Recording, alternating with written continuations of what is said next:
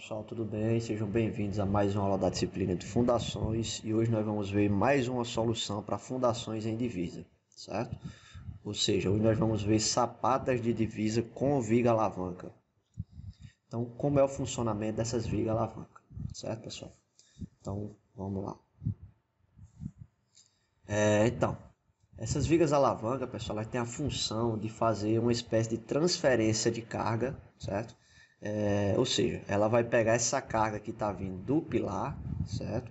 Vai transferir essa carga de forma centrada para essa sapata divisa e essa viga alavanca é quem vai absorver toda essa excentricidade que vai existir aqui entre a carga resultante aqui do pilar e a resultante aqui na base da sapata, certo? Ou seja, então pessoal, antes a gente tinha aquela solução simplesmente com a sapata excêntrica, né? Como a gente tinha visto na aula passada. A questão é que, a depender do carregamento, como a gente viu, a depender da situação, da taxa admissível do solo, do carregamento, a gente vai começar a ter uma pressão distribuída aqui no solo, que ela não vai ser mais uniforme, certo?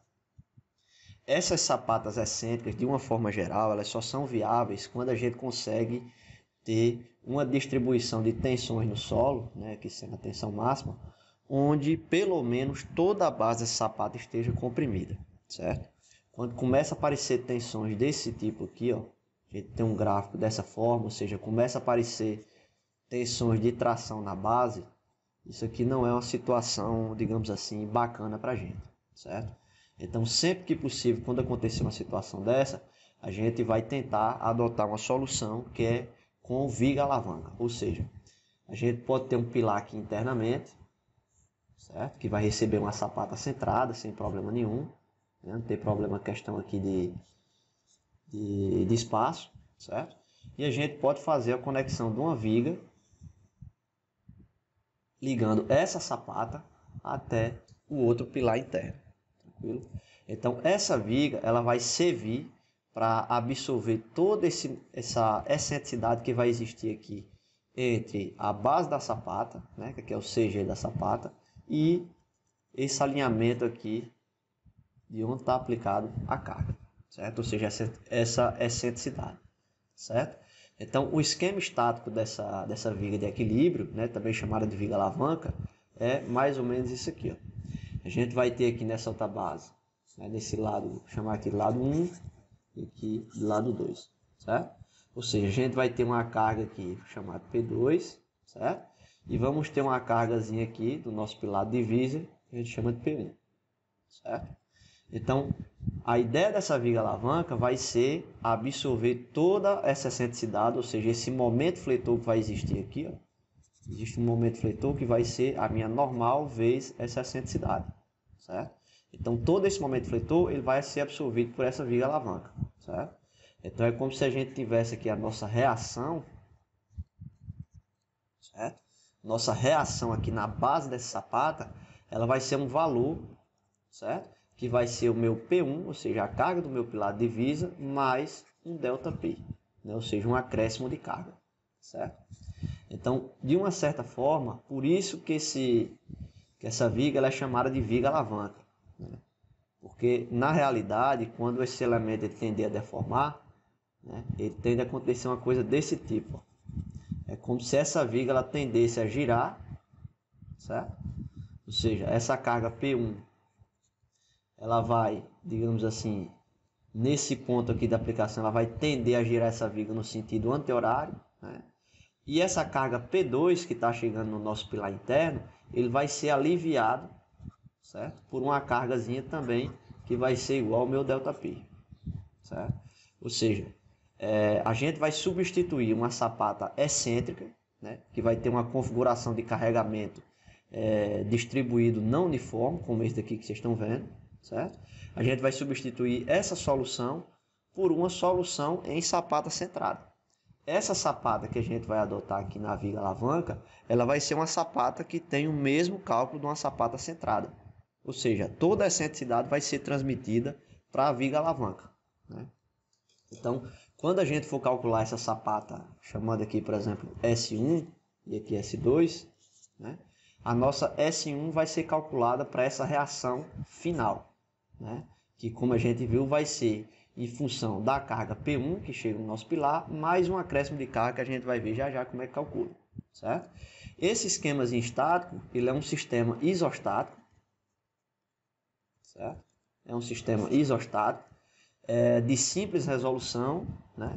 E a gente aplicando aquelas condições de equilíbrio, a gente consegue encontrar todas essas reações de apoio, né? As distâncias e tudo, tranquilo? Eu já tenho esses valores calculados aí nos slides, vou só apresentar para vocês agora, tranquilo? Então, só recapitulando, a minha sapata S1 ela vai ser calculada como uma sapata centrada para essa reação R1, certo? A sapata S2 ela vai ser calculada para uma reação, certo? Uma reação 2, que ela vai ser o meu P2, que é a carga que chega no pilar, menos esse ΔP, certo? Que seria o alívio causado pela viga alavanca. Então, de uma certa forma, né, nesse ponto aqui 2, né, no ponto 2 aqui, na sapata 2, essa viga alavanca ela vai causar um alívio de carga, certo? Porém, como esse alívio ele é, de uma certa forma, digamos assim, incerto, porque a gente não tem muita certeza de como é a composição desse carregamento P1, né, a norma ela impede que a gente utilize todo esse valor de alívio, né? Então, a norma ela diz que a gente só pode usar metade desse valor aí, do acréscimo, ou seja, da redução dessa carga, certo? Ou seja, a minha sapata S2 ela seria dimensionada para a carga P2, que é a carga que chega no pilar, menos a metade desse alívio que é gerado pela viga de equilíbrio. Tranquilo? Certo, pessoal? Então, a configuração dessa viga ela pode ser dessa forma, né? Ou seja, com a viga de equilíbrio ela estando basicamente no mesmo nível das sapatas, certo? Como a gente pode ter uma situação como essa também. Ou seja, a gente tem uma viga alavanca que está em uma cota superior à sapata, certo? Então, nesse caso aqui, vocês conseguem perceber bem que tanto a sapata S1 como a sapata S2, elas vão ser calculadas como sapatas centradas, certo? Exatamente aquele mesmo cálculo que a gente fez para aquele primeiro exercício de sapatas, certo?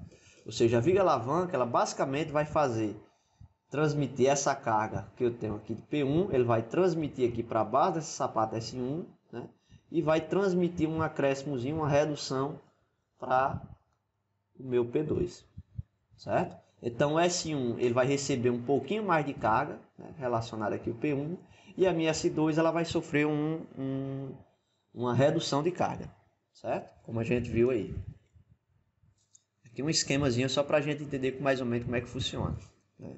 Então, a ideia aqui é eu transformar toda essa sapata, que ela pode estar aqui com esse formato de divisa, né, de forma de uma sapata excêntrica, mas a gente está transmitindo, né, todo esse carregamento para a base da sapata. Ou seja, o carregamento, ou seja, a pressão que vai estar distribuída nesse solo, vai ser uma pressão uniforme. Ou seja, a gente pode utilizar aqueles conceitos que a gente já viu para sapata centrada. Certo? E assim, essa sapata a gente pode adotar diversos formatos para ela, certo? Se a gente tiver uma solução, se a gente tiver um pilar de divisa, certo? Por exemplo, como esse pilar 1 aqui, ó, e eu tiver um pilar interno que ele tiver inclinado, eu posso simplesmente puxar uma linha, né, ligando esses eixos dos pilares, certo? Ligando os eixos dos pilares, o pilar de divisa e o pilar interno, e passar uma viga alavanca, certo?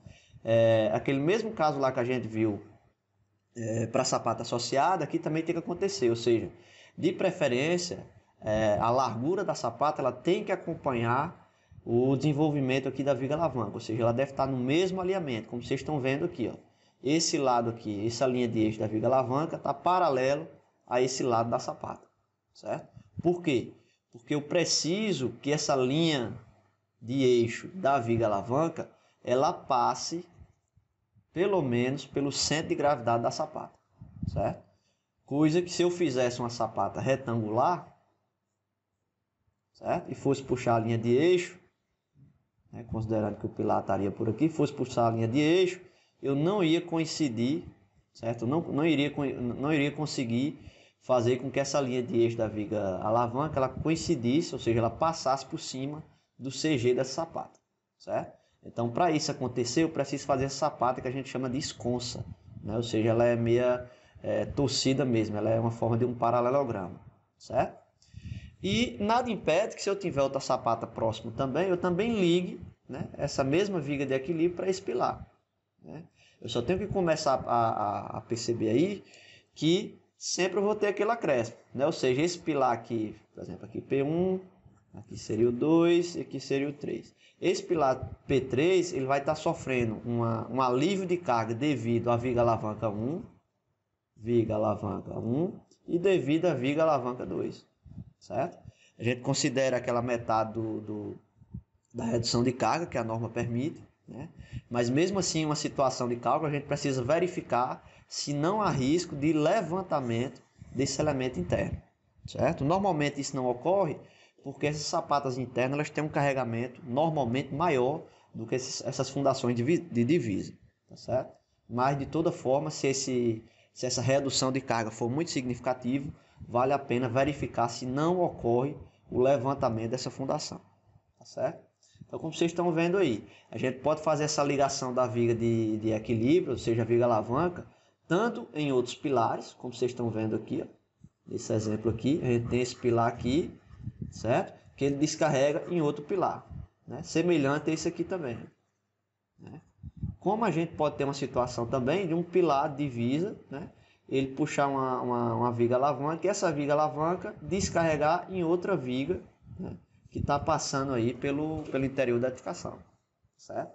Então essa viga aqui, pessoal, a gente às vezes confunde ela com viga baldrame, mas não deve confundir, certo? A viga baldrame em si, ele é um elemento estrutural para fazer a ligação normalmente da cabeça dos pilares, para servir ali de um elemento de transição entre o solo e o começo da alvenaria, né, a alvenaria do pavimento térreo, mas ele pode ser dimensionado também para absorver esses carregamentos, certo?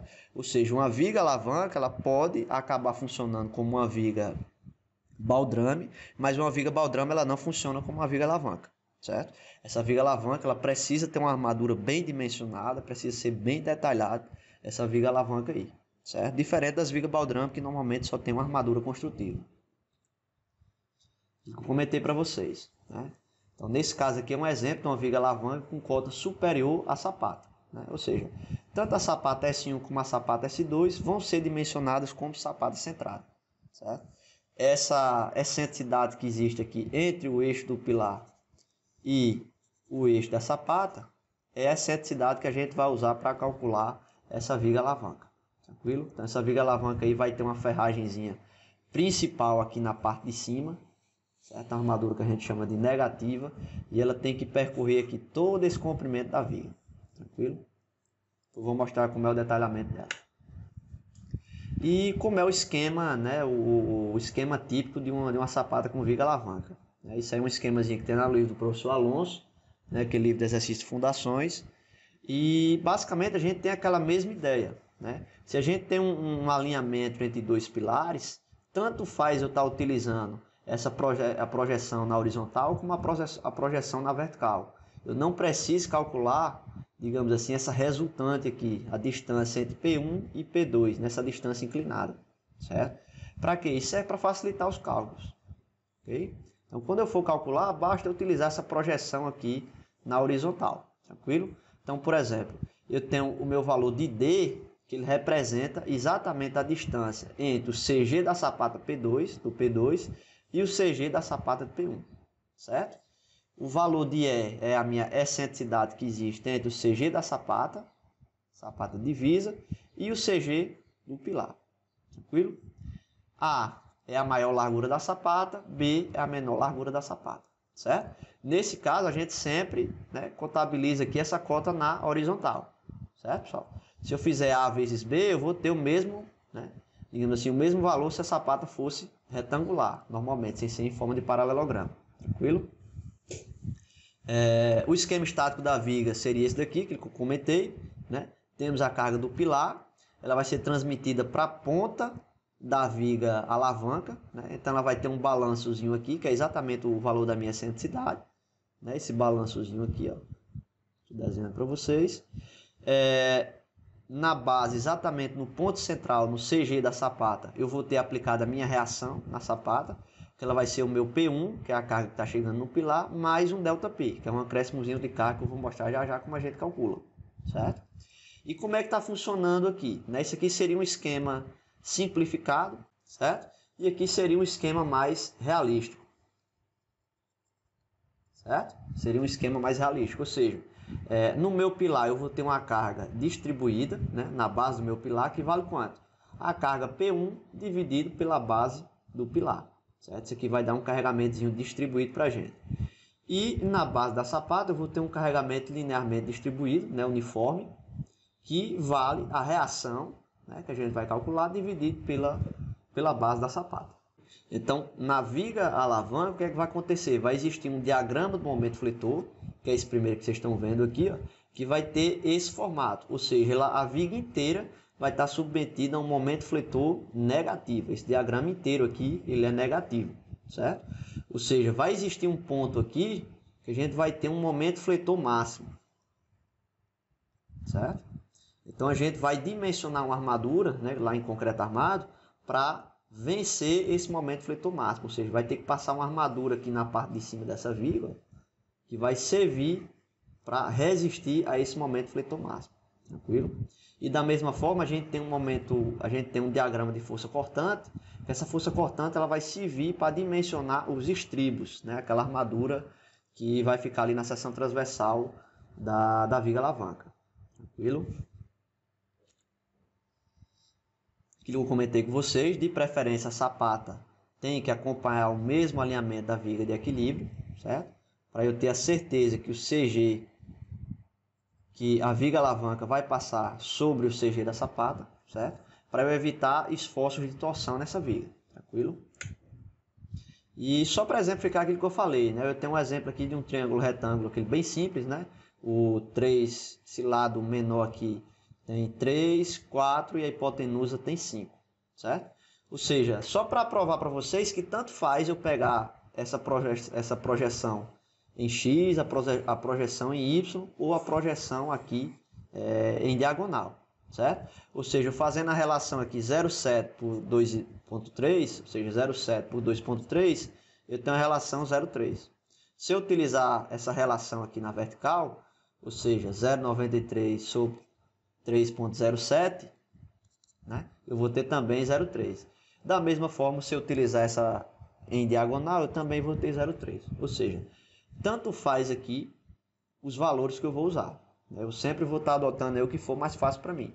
Porque é aquela questão. Normalmente, essas cotas aí dos pilares, a alocação dos pilares, elas são dadas em cotas verticais e horizontais. Normalmente a gente não tem esse valor, né, essa distância aqui em diagonal. Certo? Então, para a gente evitar ter que calcular isso aí, a gente pode pegar simplesmente a diferença de coordenada que existe entre o pilar P1 e o pilar P2. Algumas observações aí sobre o emprego da viga alavanca, né? Que no dimensionamento das sapatas excêntricas, se ocorrer tração na base, é ideal utilizar a viga alavanca, certo? Então a gente usa como um critério assim, se a gente conseguir viabilizar aquela sapata excêntrica de uma maneira que toda a base fique comprimida, ou seja, que a resultante da carga fique ali pelo menos no limite central, no limite do núcleo central de inércia, até que está tolerável. Agora, se começar a aparecer tração na base, né, mesmo que a norma permita, né, aquela consideração lá da área efetiva, etc., mas mesmo assim, a recomendação geral é que quando ocorrer tração na base, a gente já utilize logo uma viga alavanca, certo? Porque tem uma série de questões que não fica interessante quando a gente tem aquele diagrama onde pode ocorrer tração na base, ou seja, o levantamento da base, tá certo? A viga alavanca ela deverá passar pelo CG da sapata divisa, né, aquele que eu comentei para vocês, para evitar esforço de torção na viga. A seção transversal da viga alavanca ela poderá ser variável, buscando uma maior economia de material, tranquilo. Se for um elemento, se for uma viga pequena, de pequenas dimensões, a gente até pode fazer ela com a mesma seção transversal. Mas normalmente, como ela é uma viga um pouco mais robusta, né, pode valer a pena fazer uma redução aí da seção transversal e fazer um comprimento, uma seção variável, certo? Isso aqui é muito importante, né, que a gente deve se avaliar a possibilidade de escavação do terreno vizinho próximo às sapatas de divisa, né, o ponto de tensão máxima. Então, seria interessante utilizar a viga alavanca nas situações. Ou seja, o que eu estou querendo dizer? Quando a gente tem a sapata excêntrica, né, temos aquela situação lá, sem considerar a viga alavanca,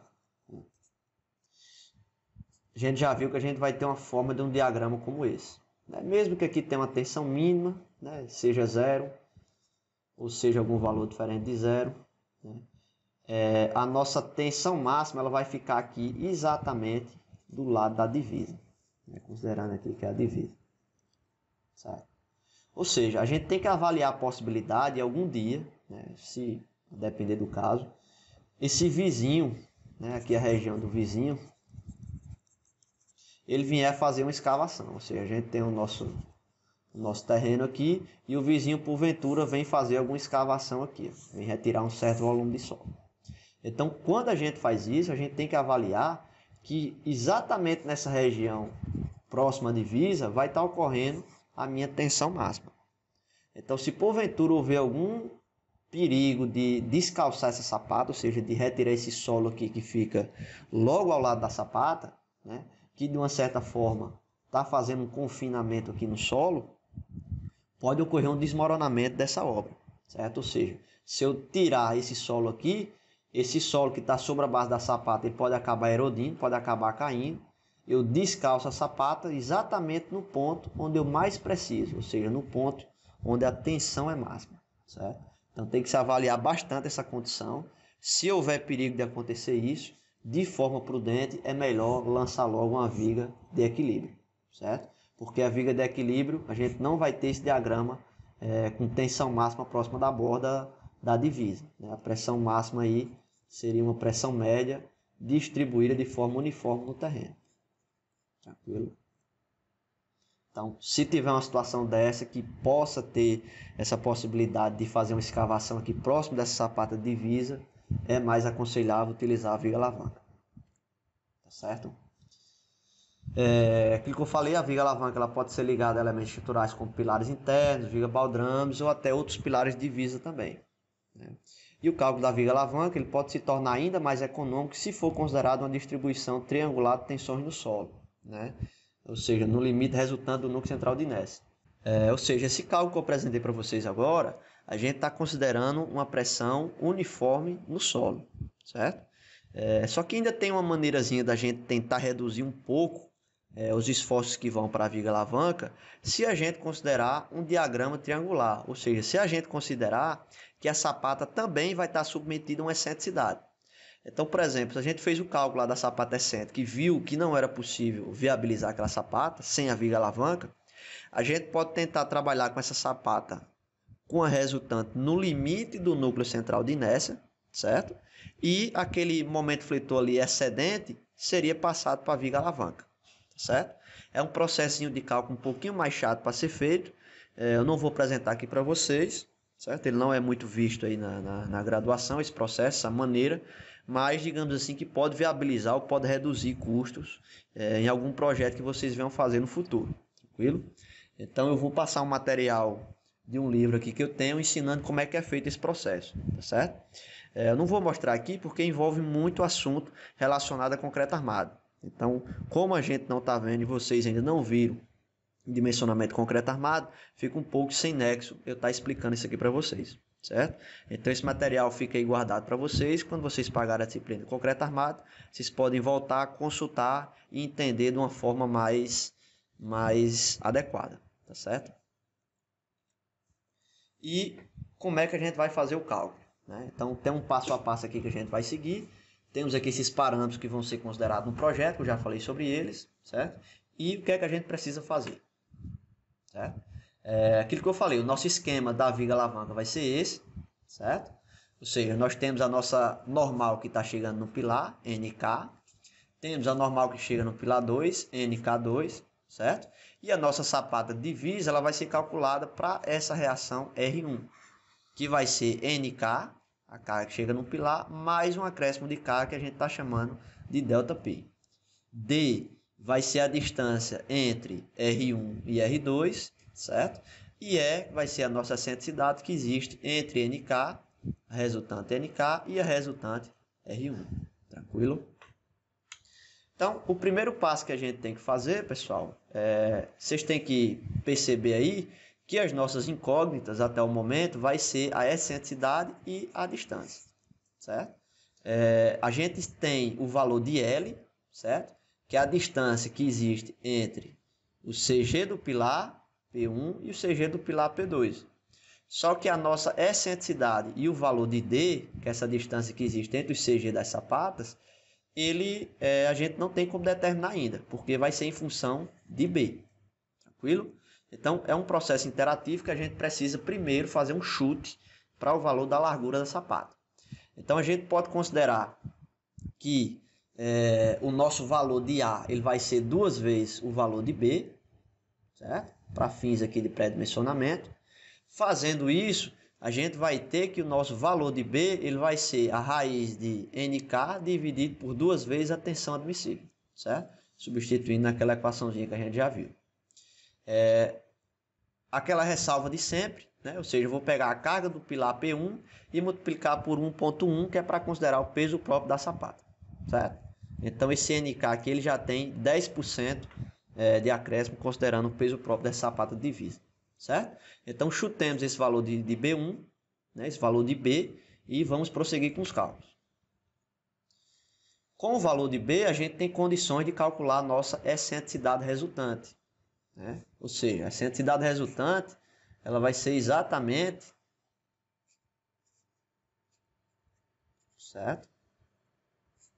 Aqui a reação, ela vai ser exatamente, se vocês perceberem, essa resultante aqui, pessoal, ela está exatamente AB sobre 2, certo? Ou seja, ela está exatamente no meio dessa largura B, certo? Que é o CG da sapata, certo? E essa carga P, ela está exatamente no CG do pilar, que vale B0 sobre 2. Então, essa distância aqui, ó, que existe entre P e R, é a nossa excentricidade, ou seja, vai ser B sobre 2 menos B0 sobre 2. Aqui é a nossa excentricidade, tranquilo? Vale ressaltar ainda que se tivermos um momento fletor atuante aqui, ó, que isso é possível de ser feito, né?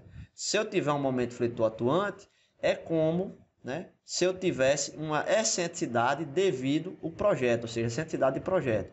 É como se essa carga aqui ela estivesse sendo aplicada em um outro ponto, né? Vai gerar uma excentricidade nessa carga P. Ou seja, eu vou ter uma excentricidade de projeto que vai ser o meu momento dividido pela carga P. Então, se eu tiver um momento atuante nesse sentido horário, eu ainda posso reduzir ele aqui, ó, excentricidade de projeto. Ou seja, é como se minha carga, ao invés de ela estar aqui, ó, em B sobre 2, ela tivesse um certo local aqui, ó, um valorzinho que estaria em decorrência dessa excentricidade, certo? Se o momento fletor estiver girando no sentido anti-horário, essa excentricidade passaria a ser positiva, tranquilo? Lá no exercício a gente vai considerar isso daí. O valor do nosso acréscimo de carga, ele é calculado simplesmente pelas equações de equilíbrio, né? Aquilo que a gente aprende lá em isostática, e ele vai ser a minha resultante, NK, vezes a excentricidade resultante, essa que eu calculei aqui em cima, dividido por D, certo? D, pessoal, ele vai ser o valor de L, que é a distância que existe entre P1 e P2, menos a excentricidade, certo? Eu não coloquei aqui, mas D ele vai ser L menos a excentricidade resultante. Tranquilo? Ele é essa distânciazinha aqui, ó. Certo? Então, calculamos o acréscimo de carga. A gente faz o acréscimo aqui na resultante, ou seja, a gente sabe que a resultante na sapata vai ser a normal, que chega no pilar, mais o acréscimo devido à excentricidade. Feito isso, a gente calcula a área real da sapata, né? Ou seja, a área mínima que a gente tem que ter na sapata, considerando a resultante. Dividido pela tensão admissiva, a gente tem uma área mínima que a sapata deve ter. Então, como a gente já tinha calculado o valor de B, a gente utiliza ele, deixa ele fixado aqui e calcula o valor de A, né, fazendo a área da sapata dividido pelo valor de B, que já estava fixo. Certo? Então, feito isso, a gente vai verificar agora se a relação entre A e B é menor do que 2 vezes e meia. Né? Aquela ideia de sempre de não projetar uma sapata que seja muito alargada. O ideal é que essa relação A sobre B ela seja menor ou igual a 2 vezes e meia. Tranquilo? Então, se nesse primeiro processo eu já encontrar que essa relação A sobre B é menor do que 2 vezes e meia, menor ou igual, o cálculo está finalizado. Caso contrário, eu preciso voltar aqui nessa etapa 1, certo? E chutar um novo valor para B, certo? Então, eu chuto um novo valor para B, calculo a excentricidade resultante novamente, calculo o acréscimo de carga novamente, o R1 também vai ser alterado, a área da sapata também, e aí eu calculo um novo valor para A e verifico novamente, certo? Então, normalmente, em uma ou duas interações, a gente já consegue estar fazendo esse cálculo, tá certo? Então, é bem simples, né? Então, feito isso, o cálculo da sapata está pronto, né? Sapata divisa é simples, ele é calculado como uma sapata centrada normalmente, não tem mais nenhum segredo, certo? Então, feito isso, a gente já pode calcular a altura da sapata, né? Daquela mesma forma que a gente fez para a sapata centrada, ou seja, a gente vê esses três valores de D, né? D1 para o lado B, D2 considerando o lado A, e aquele D3 que é para não considerar os efeitos de punção, né? Que vai ser a minha resultante final, né? Essa resultante R1 aí, dividido pelo FCK, né? Isso tudo dentro de uma raiz, vezes 2,2. Esse 2,2, pessoal, já está englobando aqueles valorzinhos constantes que tinha aí. Eu só fiz simplificar. Tranquilo? Então, encontramos o valor de D, que é a altura útil. A gente soma mais pelo menos 5 centímetros. A gente tem a altura total da sapata. A partir daqui, né, já é cálculo estrutural. Não tem mais nada a ver com a parte geotécnica. A partir daqui, a partir desse quinto passo, já é dimensionamento estrutural. Certo? Então, do ponto de vista geotécnico, para o nosso projeto que a gente vai fazer na disciplina, vocês precisam calcular até essa altura da sapata, certo? Quando vocês aprenderem a calcular concreto armado, vocês vão ter que calcular essa viga alavanca aqui, considerando os esforços internos máximos, ou seja, esse momento fletor máximo que vai ocorrer aqui nesse ponto x0, certo? Ou seja, pela isostática a gente consegue calcular tudo isso aqui que eu estou mostrando para vocês. Então, o ponto onde vai ocorrer o momento fletor máximo, ele é calculado por essa equação. Ou seja, ele vai ser o meu P1 dividido pelo Q da sapata, ou seja, a carga distribuída aqui na base da sapata, que a gente já viu que pode ser calculado como R1 sobre B, certo? Então, fazendo isso, a gente vai encontrar um valor aqui, né, uma distância, que é uma distância, pode estar em metro ou centímetro, né, dependendo da unidade que vocês estejam utilizando. Feito isso, a gente joga aqui nessa equação, que ela é a equação que descreve para a gente o nosso momento fletor máximo. Então, a gente tem a cota e o valor do momento fletor máximo, como a gente está vendo aqui nesse diagrama, certo? O diagrama do momento fletor. A força cortante, né? De uma certa forma, a gente vai verificar qual o esforço máximo, certo? Vai ocorrer um valor aqui, nessa região aqui, certo? Mais ou menos aqui na seção que vai estar aqui na face do pilar, né? Seção 1. E vamos ter também um esforço cortante aqui, que vai ter um valor que a gente precisa calcular, que vai ser na seção 2, certo? Então, a gente verifica qual dos dois valores aqui é maior e projeta os estribos, né? Calcula os estribos, a armadura transversal, para essa força cortante máxima. Então, esse momento fletor ele vai fazer com que exista uma armadura negativa aqui na parte superior dessa viga, certo? É uma armadurazinha mais ou menos assim, vai ficar na parte superior, tranquilo? Na seção 1 do pilar, o momento fletor é esse, e a força cortante é essa, como vocês estão vendo aí, certo? E na seção 2 a gente tem esses valores, certo? Tudo isso daí, pessoal, é calculado pela isostática, certo? A gente aplicando as equações de equilíbrio, a gente consegue calcular todos esses valores aí. Não vou calcular porque esse é assunto da disciplina de teoria das estruturas, tá certo? Então já está calculado aí, vocês só precisam aplicar, certo? Então, quando vocês forem calcular lá em concreto armado, vocês vão utilizar esses valores aí dos esforços internos para calcular a armadura longitudinal e a armadura transversal dessa viga de equilíbrio, ou também viga alavanca, certo? E o detalhamento dessa sapata ela é mais ou menos isso aí, ó. Essa armadura em roxo que vocês estão vendo, ela é uma armadura que ela vai ficar assim, mais ou menos, ó. Certo? Ela tem esse formato. Essa armadura, ela é a armadura principal. É a que a gente chama de armadura negativa. Certo? Negativa porque ela vai ficar na parte superior da viga. Certo? Ela é quem vai vencer aquele momento fletor máximo que a gente viu. Essa armadurazinha aqui na parte amarelada, que ela vai ter mais ou menos essa configuração aqui, ó. Essa armadura é uma armadura construtiva, né? Normalmente é uma bitolazinha um pouco menor, só para posicionar os estribos, certo? E os estribos que a gente está vendo aqui em vermelho são essas linhazinhas aqui na vertical, que são calculados para vencer, ou seja, para resistir àquela força cortante que a gente viu aí nas seções transversais, certo?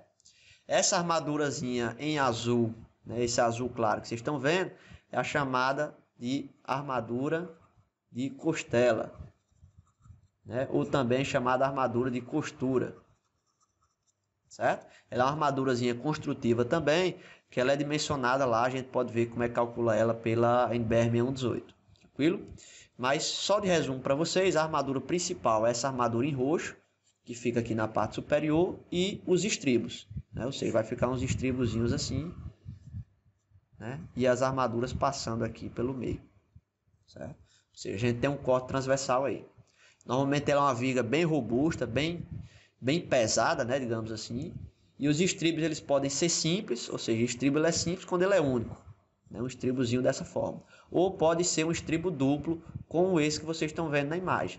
Esse estribo duplo, pessoal, ele é exatamente dois estribos simples juntos, né? Então, pega um estribo simples aqui, pega o outro estribo simples, certo? E tem isso aí, que é o que a gente chama de estribo duplo, certo?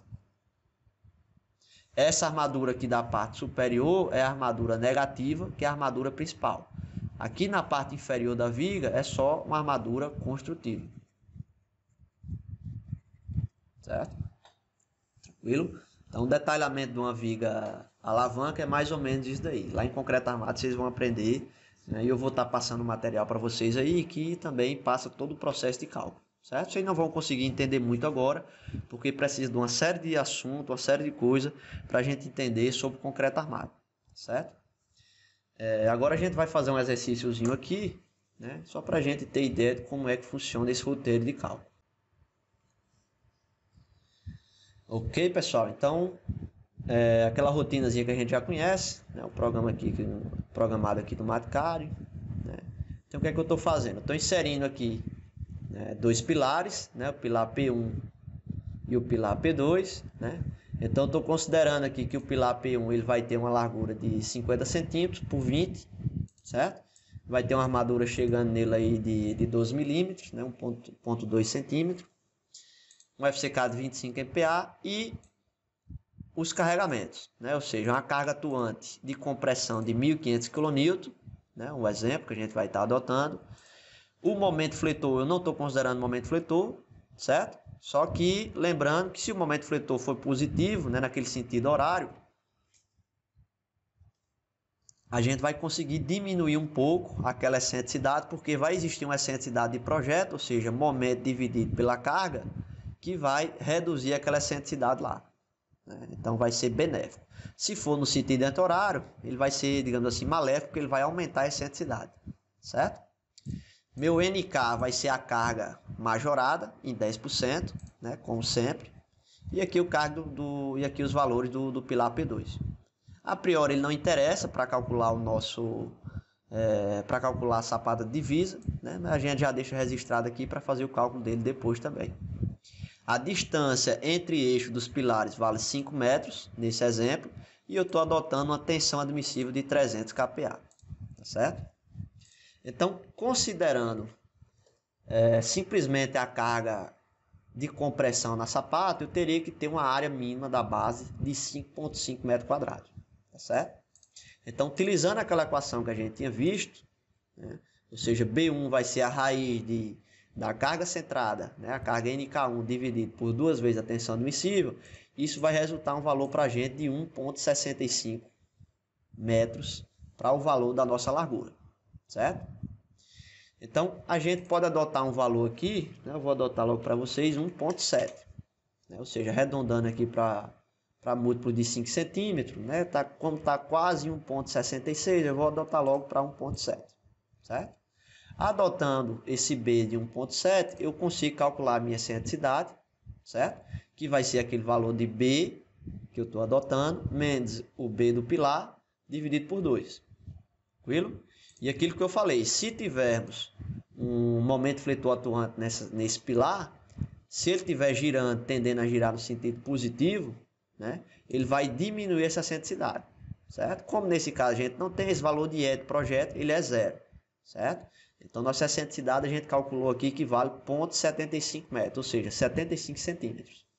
O nosso valor de D, que é essa distância aqui que a gente está vendo, ó, ele vai ser o comprimento total entre eixos de pilares, que é o meu valor de L, menos o valor da excentricidade que eu calculei.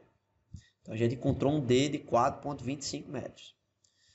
Encontrando E1 e D, a gente consegue calcular o nosso acréscimo de carga, ΔP. Encontramos que foi 291,176 kN, certo? E esse valor ele é acrescido, né, nessa carga do pilar que a gente encontrou, para termos a nossa reação. Então essa reação R1, que vai dar aí 1941 tarará kilonewtons, ela vai ser o valor que a gente vai utilizar para calcular a área da sapata, né, a área da base da sapata. Então a gente pega esse valor de R1, divide pela tensão admissível, a gente tem um novo valor de acréscimo, né, aqui da área da sapata. Ou seja, a gente saiu aqui de 5,5 para 6,47 metros quadrados. Então aumentou aí, né, um valor relevante, certo? E o nosso valor de B adotado, a gente deixa ele fixado. A gente vai calcular agora só o valor de A1, ou seja, o valor do comprimento da sapata, aquele valor que ele é paralelo à divisa, né? Então, pegando o valor da área da sapata dividido pelo valor de B, que a gente já deixou fixado aqui em cima, a gente encontra que o A1 deve ser de pelo menos 3,8, certo? 3,806.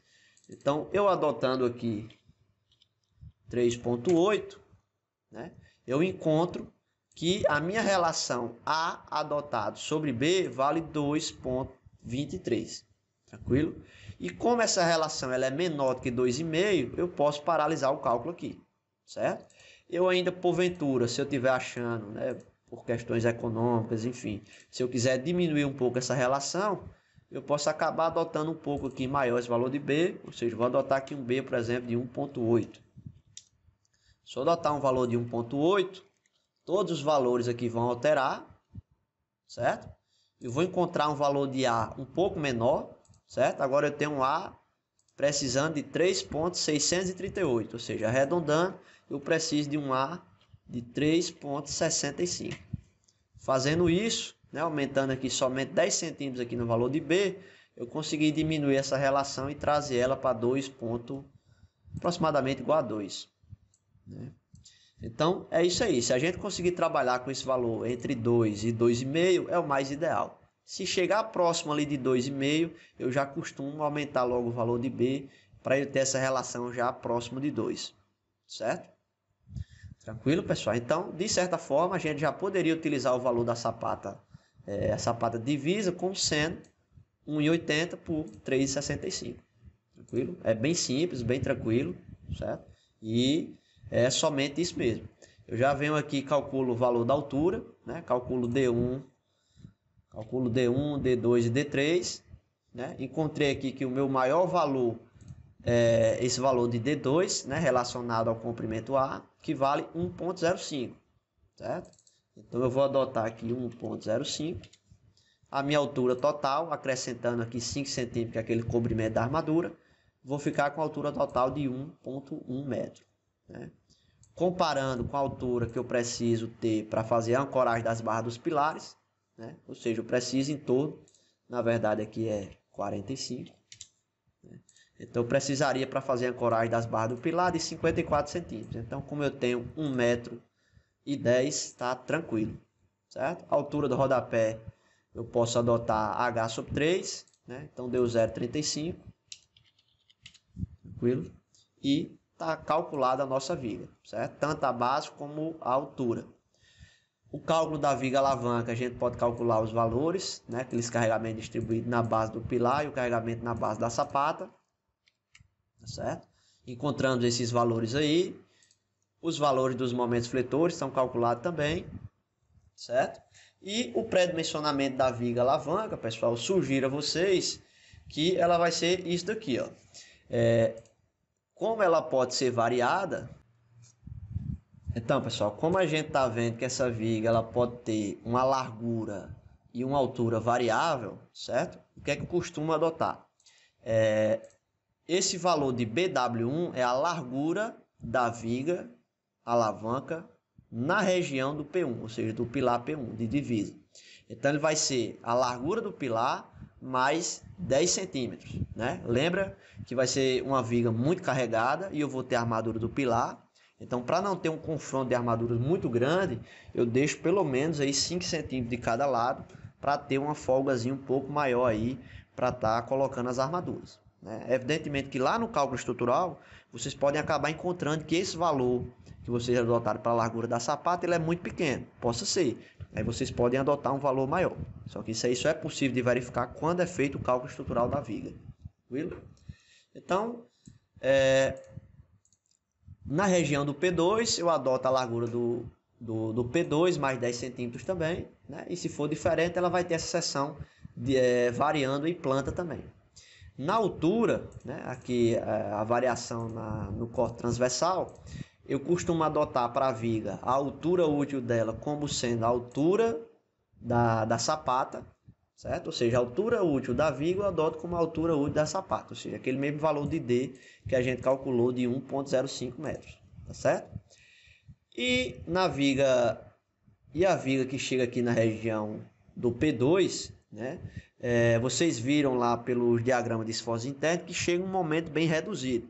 O momento fletor aqui na viga alavanca, ele vai chegar com valor zero aqui nesse P2. Então, de uma certa forma, a gente pode fazer uma redução também de armadura ao longo dessa viga. Então, nessa região de P2, eu posso ter uma viga com a região com altura um pouco menor, certo? Isso aí vai ter que ser verificado também no cálculo estrutural, né? Mas eu costumo adotar, no mínimo, uma altura de 30 centímetros, certo? Independentemente da situação, eu adoto no mínimo 30 centímetros, que vai precisar chegar uma armadurazinha negativa e uma armadurazinha construtiva também nessa região. Então, pelo menos 30 centímetros para não ficar uma concentração muito grande de armadura. Beleza? E a sapata interna, né, o nosso P2, ela vai ser calculada para uma reação R2, que vai ser aquela minha carga característica que chega no pilar, menos o alívio de carga devido à excentricidade aí na viga alavanca, que é o nosso ΔP dividido por 2. Certo? Num ponto de vista teórico, eu poderia reduzir, né, o nosso valor de ΔP totalmente, né? Só que a norma ela não permite que a gente faça isso, né? Tem um item lá da norma, NBR 6122, que diz que a gente só pode utilizar essa redução aí de carga considerando somente metade dessa redução, ou seja, metade desse valor de ΔP. Tranquilo? Então, feito isso, a gente calcularia essa sapata S2 para essa carga de R2 e estaria feito o dimensionamento completo aí do sistema. A parte de armadura dessas sapatas, pessoal, também é exatamente o mesmo daquilo que foi apresentado para a nossa sapata isolada, certo? Porque o cálculo de todas essas duas sapatas são sapatas isoladas, né? Então, a excentricidade que a gente tinha, né, na sapata excêntrica, ela deixa de existir devido à viga alavanca. Tranquilo? Então, eu espero que tenha ficado bem entendido aí para vocês, pessoal. Essa solução com viga alavanca, normalmente ela é bem mais viável, bem mais interessante, tanto do ponto de vista econômico, como do ponto de vista técnico também. Essa solução ela é mais adequada do que a solução em sapata excêntrica. A depender dos casos, né, se for avaliado questões de economia, pode ser utilizado também, desde que possível, né, as sapatas excêntricas. Tranquilo? Mas, de uma forma resumida, se a sapata excêntrica não for possível, pode adotar uma sapata com viga alavanca, que é uma solução bem interessante, né, e bem simples de ser calculada também, como vocês puderam ver. Tranquilo? Então, se tiverem alguma dúvida, deixa aí nos comentários. vamos conversando aí ao longo da semana e na nossa reunião síncrona a gente conversa mais e tira alguma dúvida referente aí a essa aula. Tranquilo? Valeu, obrigado e até mais.